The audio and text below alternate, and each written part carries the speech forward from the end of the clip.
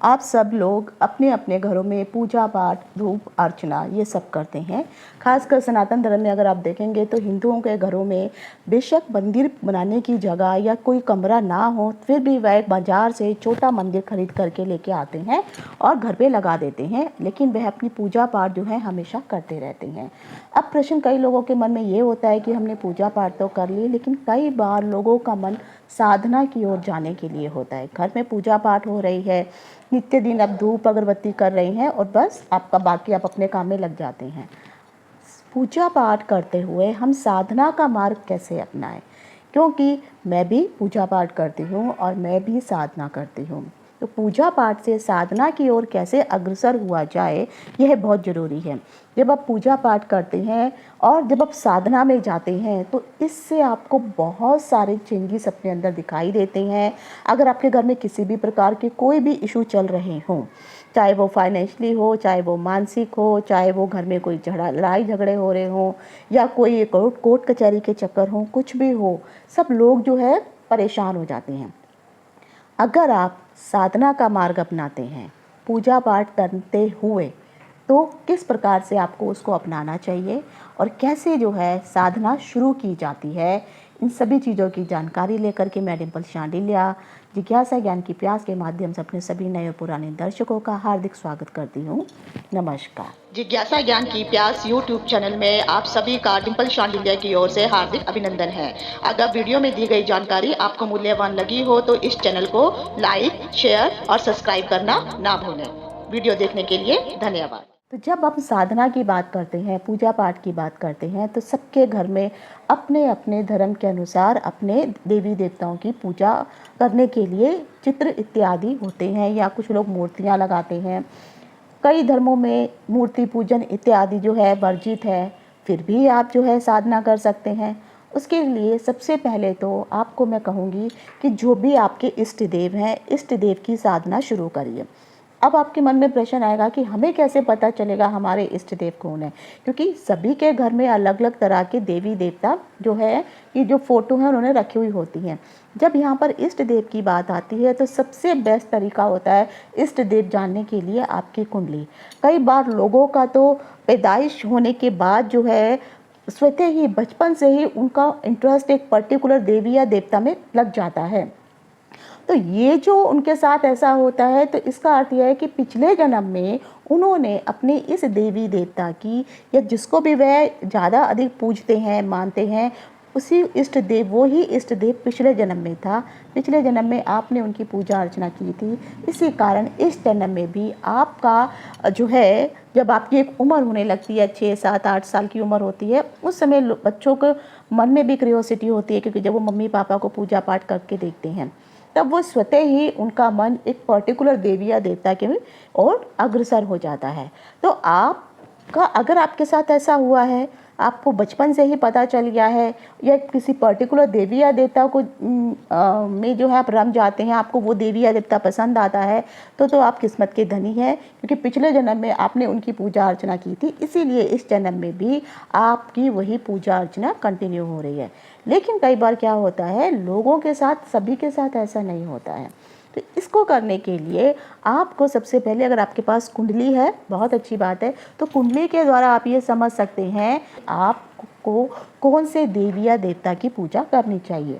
कैसे पता चलेगा कि आपके इष्ट देव कौन हैं? तो इष्ट देव की आराधना के बारे में जानने के लिए तो आप अपनी जन्म कुंडली को निकालिए।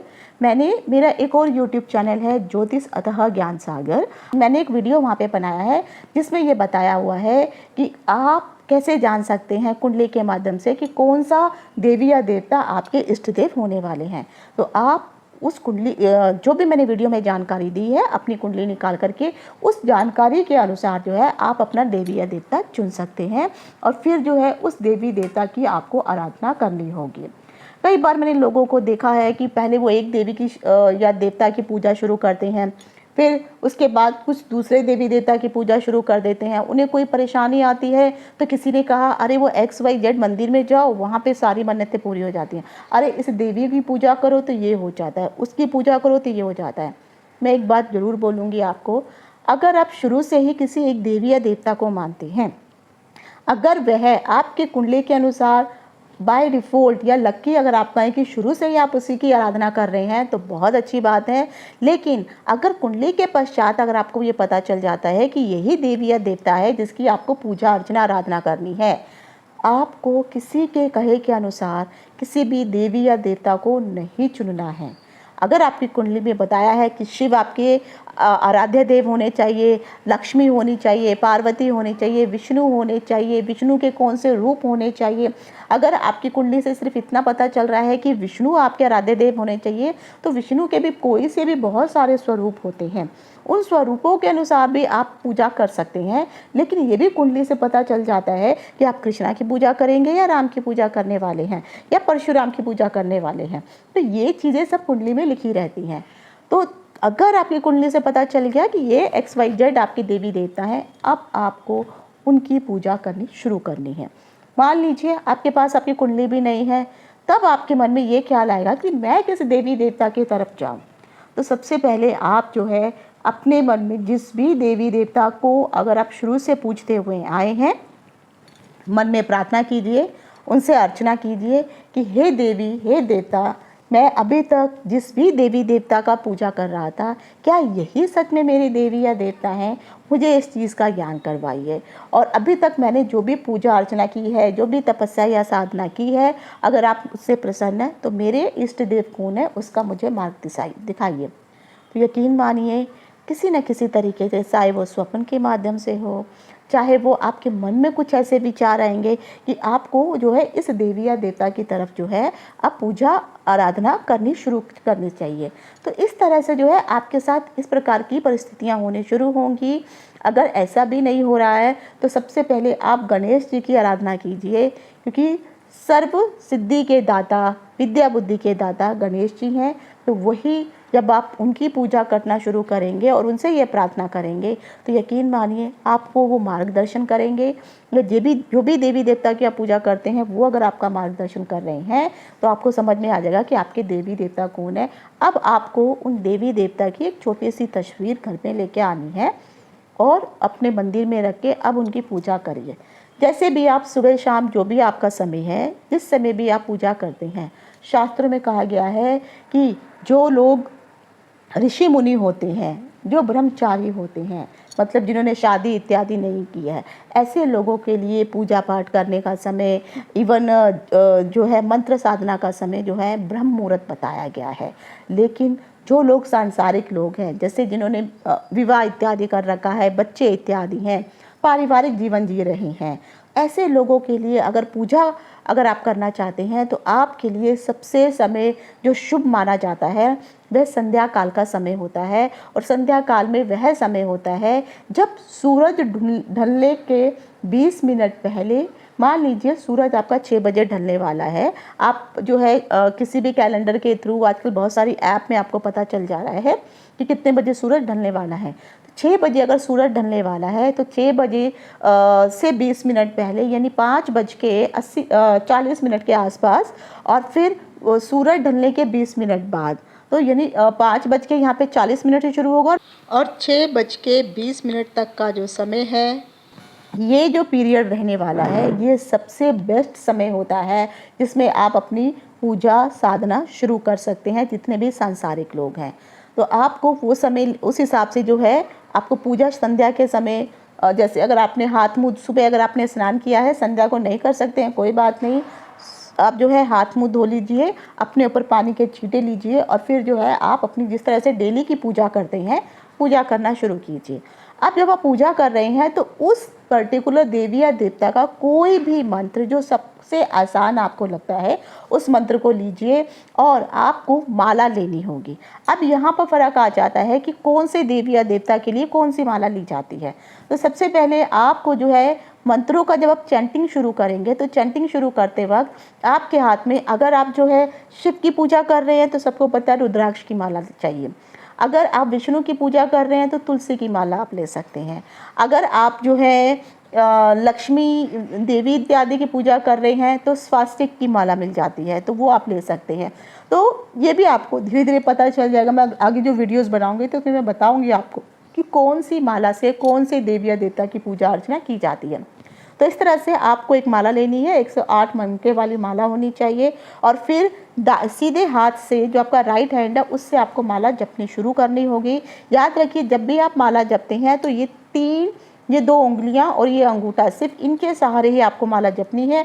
लास्ट की दोनों जो उंगलियां हैं ये माला को टच नहीं होनी चाहिए। अब जैसे मैं जब मंत्र साधना करती हूँ तो मैं इन उंगलियों को ऐसा बंद कर देती हूँ और इन उंगलियों से माला जपती हूँ।